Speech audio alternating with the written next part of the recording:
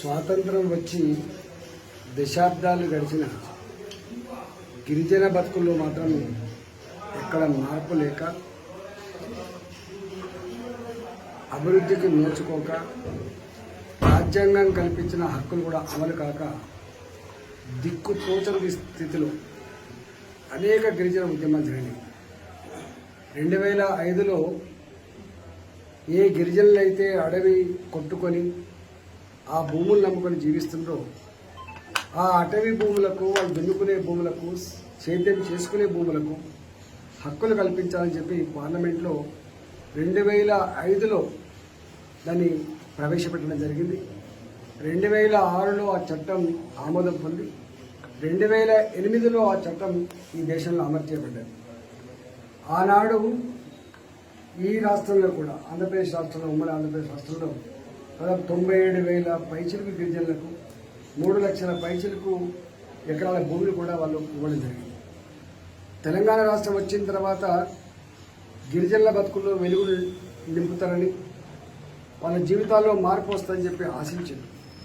కానీ 6% ఉన్న రిజర్వేషన్ వాళ్ళ జనాభా ప్రాతిపదిక పైన 9% రావాలి. అది రాలేదు. లక్షల ఎకరాల ఫారెస్ట్ భూములు ఏదైతే సాగు చేసుకుంటారో అనాదిగా, ఆ భూములకు మీకు ఫారెస్ట్ హక్కుల చట్టం కింద మీకు ఇస్తామని చెప్పి దరఖాస్తు స్వీకరించి ఒక ఎకరం కూడా ఇప్పటికి ఇవ్వలేదు. ఇవాళ ఫారెస్ట్ కవరేజ్ పేరిట ఎన్నో సంవత్సరాలుగా ఆ అటవీ భూములు దొరికినటువంటి గిరిజనుల మీద ఫారెస్ట్ అధికారులు, పోలీసులు చేస్తున్న దౌర్జన్యం అంతా ఇంత కాదు.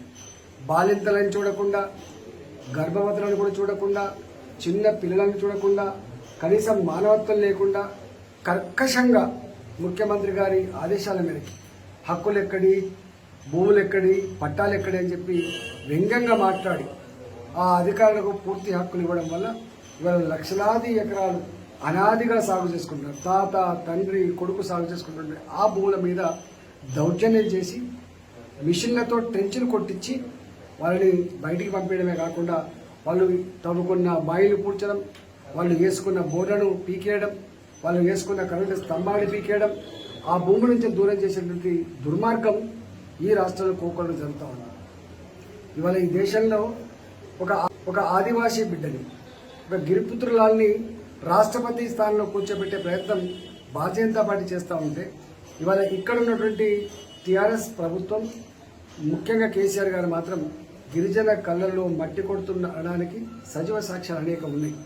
అసలు ప్రతిపక్ష పార్టీలే కాకుండా, ప్రతిపక్ష పార్టీల నాయకులే కాకుండా, అధికారంలో ఉన్నటువంటి అధికార పార్టీ ఎమ్మెల్యేలు సైతం, ప్రజాప్రతినిధులు సైతం మేము ఊళ్ళలకు పోలేకపోతున్నాం, ఫారెస్ట్ అధికారుల దుర్మార్గాలు ఇంత అంత కాదని చెప్పి ముఖ్యమంత్రి గారిని మొరపెట్టుకున్నప్పుడు, ఇదే ముఖ్యమంత్రి గారు శాసనసభలో, నిండు సభలో నేనే వస్తా, ఈ సమస్య పరిష్కరిస్తా, కుర్చేసుకొని కూర్చొని మీకు హక్కులు కల్పిస్తా అని చెప్పి ప్రగల్భాలు పలికిండు 2 సార్లు 3 సార్లు. ఇప్పటి కూడా జరగట్లేదు. ఎప్పుడు వ్యవసాయ సీజన్ వచ్చింది, వర్షాకాలం వచ్చిందంటే గిరిజనులు బిక్కుమంటూ ఏ భూమి మళ్ళీ ఫారెస్ట్ అధికారుల దాచకానికి గురవుతుందో తెలియని పరిస్థితి వచ్చింది. ఇవాళ ఫారెస్ట్ ఆనుకొని ఉన్న గ్రామాలే ట్రెంచులు కొట్టి ఇవాళ ఇబ్బంది పెడతా ఉన్నారు.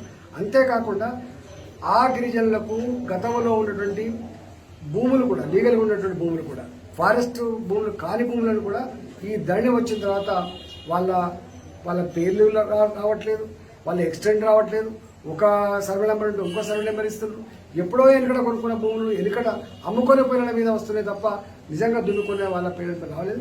ఒక్క మాట చెప్పాలంటే కేసీఆర్ ప్రభుత్వం గిరిజన కళ్ళలో మట్టి కొట్టి ఏ భూములైతే వాళ్ళకి అనాదిగా అక్కడి తెచ్చుకొని ఆదుకునేవో, ఏ భూములైతే వాళ్ళు గౌరవాన్ని చిహ్నంగా ఉంచుకున్నారో, ఆత్మగౌరవాన్ని చిహ్నంగా ఉంచుకున్నారో, ఇలా వాళ్ళ బతుకుల్లో మట్టి కొట్టి ఇబ్బంది పెడతా ఉన్నారు.